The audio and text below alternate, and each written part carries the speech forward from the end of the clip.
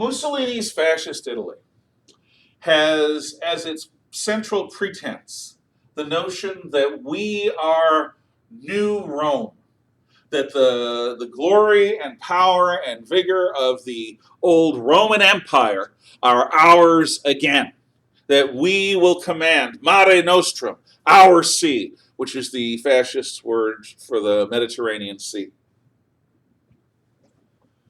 But Italy was mauled in the First World War. The Italians were the only force that were consistently defeated by the Austro-Hungarians. They lost to the Russians, but they beat the Italians pretty consistently. So, how is Italy going to get the sense of martial grandeur that Mussolini wants? Well, you pick your opponent very carefully to make sure that your opponent is not going to be a serious threat to you or is going to be able to seriously resist you. So, Mussolini picks out the country of Ethiopia in the Horn of Africa. Ethiopia, or Abyssinia, is a country near the source of the Nile River.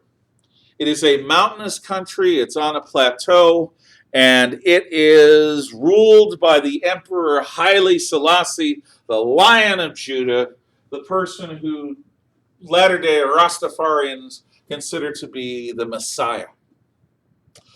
Haile Selassie is the ruler of Africa's oldest Christian nation. The Coptic Christian Church in Ethiopia sheltered Mohammed and the early Muslims from Arab attack when they crossed the Red Sea at a time of need. The Coptic Church is the oldest Christian church that had alliance with the national government. When the Coptic Church was founded, the Christian churches in the Greco-Roman world were still under intense Roman persecution. So Ethiopia is this old Christian nation near the source, I think, of the Blue Nile, not the White Nile, and it was never made part of Europe's empires. Now, Italy tried in the late 1800s, but was defeated by the Ethiopian forces at the Battle of Adawa. So, Mussolini is going to try to avenge Adawa. And from Italian Eritrea, which is on the coastal strip between Ethiopia and the Red Sea, Italian forces are going to march into Ethiopia. The Italians have light tanks, they have biplane aircraft, fighters and bombers, and scout planes. They have machine guns, they have trucks. The Ethiopians have horse cavalry, spears, and a very few musketeers and even fewer modern riflemen, but no heavy forces. Ethiopia had been protected by its harsh terrain, its isolation, the fact that there's no oil there or any other natural resources that a foreign empire would want, and the Italians at this point, they just want a victory. They want to expand the empire, and they're going to see the Ethiopians as an easy target. So, the Italians go in with all of the advantages I just stressed in terms of modern equipment and modern manpower, and they get defeated. The Italians do not have an easy victory in Ethiopia. The war bogs down. The Ethiopians are fighting back using guerrilla tactics, and suddenly, instead of it being a quick and easy victory, the Italians are facing a bloodletting akin to Napoleon in the Peninsular Campaign. This gives the League of Nations time to spool up and get ready. It's the first time that they've really been challenged since the debacle of their failure to act in the case of the Japanese invading Manchuria.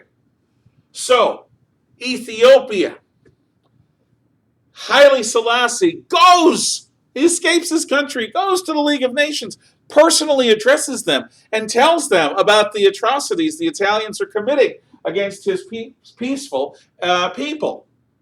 They are moved, and they decide to levy sanctions against Italy.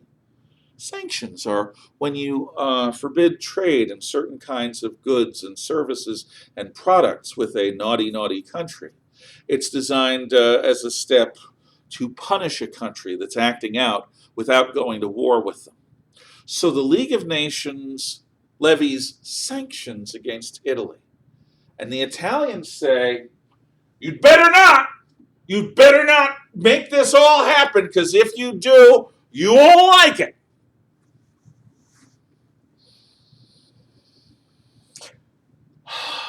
I'd love to say that the League told the Italians where to get off and levied the sanctions and made them even harsher and really put the Italian economy in a stranglehold until Mussolini was forced to give in. But I can't, because they didn't. They backed off, and the sanctions were largely symbolic. The League of Nations, for the second time, watches an aggressor nation take over an innocent country that was just minding its own business and does nothing significant. No collective security, no military aid to the Ethiopians, no troops, no serious sanctions, just a bunch of slap-on-the-wrist sanctions, to which Italy says, hey, you levied the sanctions anyway, we're out of here. And like the Japanese, they leave the League of Nations, and the League of Nations goes, they're flummoxed. At that point, the League is basically dead. It's moribund. It is a useless body that has failed utterly at its mission of keeping the peace because it cannot summon up the wherewithal, the will, or the means to fight aggression when it happens. Instead of fighting the bully, they chatter about it and let the bully do what the bully wants. They are not helpful.